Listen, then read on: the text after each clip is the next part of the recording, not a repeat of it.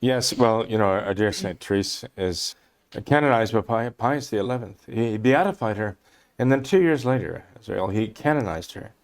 And in canonizing her, he said that in his estimation, she was the greatest saint of our times. And by that, of course, this was closer to the 19th century than it is to the 21st century. So he was actually referring to a time when we had great saints such as Saint John Bosco and Saint John Vianney, Saint Dominic Savio. There were great saints in the world at that time. Pius the 11th said in canonizing Saint Teresa of the Child Jesus and of the Holy Face, that was her religious name, in his estimation, she was the greatest of the saints of that time. Now, obviously, although he could canonize her on earth, he's not the one who welcomed her into heaven and pronounced her a saint in heaven, obviously. That's our Lord. So her place in heaven is decided by our Lord himself, right? Not by Pope Pius the 11th. But he was giving a little bit of a personal reflection on her life. Her little way of complete conformity to the will of God was the splendid example that she gave. It was a life lived very much in obscurity. I mean, my goodness, she was 14 years old, I think, when she was kneeling in Rome before Leo the 13th and speaking up when she was admonished to be silent. I don't know if she was even that old, but she wanted to enter the cloister. Of course, Leo the 13th said, well, God's will be done. Have confidence in God's will. And so because of his intervention, she was admitted at the age of 15 into the cloistered life. That takes an enormous amount of maturity. Ordinarily, that would not be permitted in the church because the church wants to be sure that those who commit do so freely and a real, genuine, intelligent, voluntary commitment, right? It requires a certain maturity. Obviously, God had other plans and is not bound by ecclesiastical law. So she was accepted into the convent, and within less than 10 years, she died there. And in the cloistered convent, of course, she again lived a life of obscurity. How did the name Saint Teresa of the Child Jesus and of the Holy Face therefore become world renowned and become the name of a saint beloved by hundreds of thousands of people, most of them Catholics, but not all, and exclusively Catholics around the world? How could she say, I will spend my heaven doing good upon earth and letting fall a shower of roses from heaven, meaning in terms of God's blessings and miracles? And she fulfilled that promise, I'd say many times over, actually. Well, God wanted her example to be broadcast. He wanted her example to be held up by the church as a prime example of what the church considers to be extraordinary sanctity. Okay, a saint has to not just be a nice, holy person.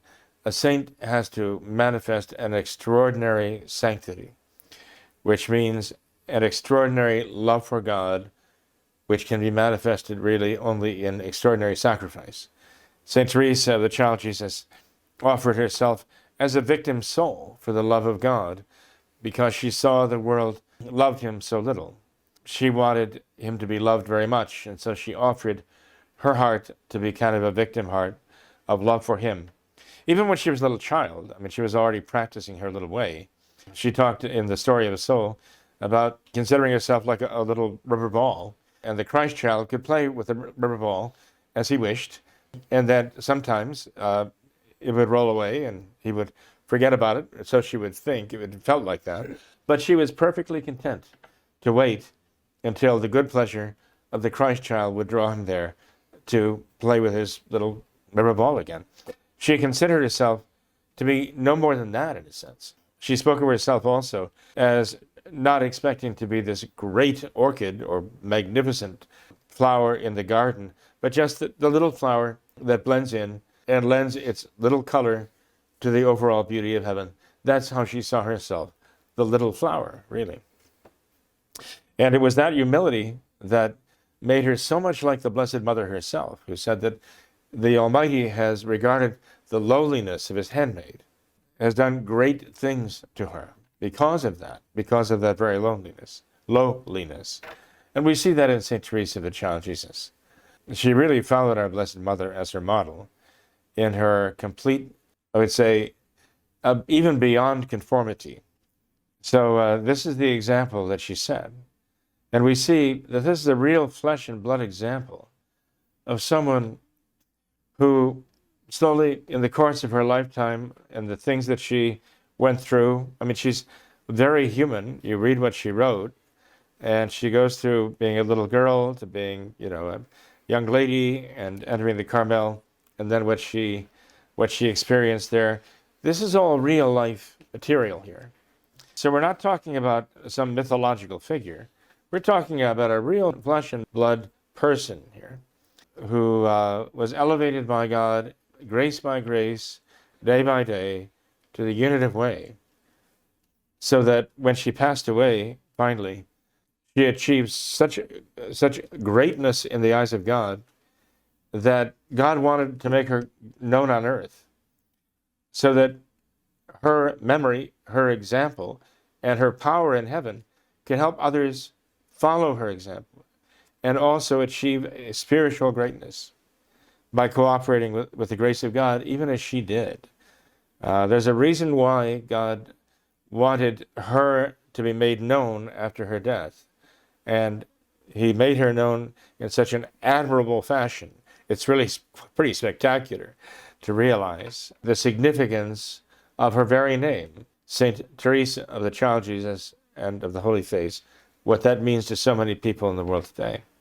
We have to pray, ask her to intercede for us. We need her to intercede for us here in the world today. We have to ask her to let down this shower of roses, continue letting fall this shower of roses onto poor needy souls who need that encouragement, who need that the benefit of her faith and her hope and her charity here today on this earth.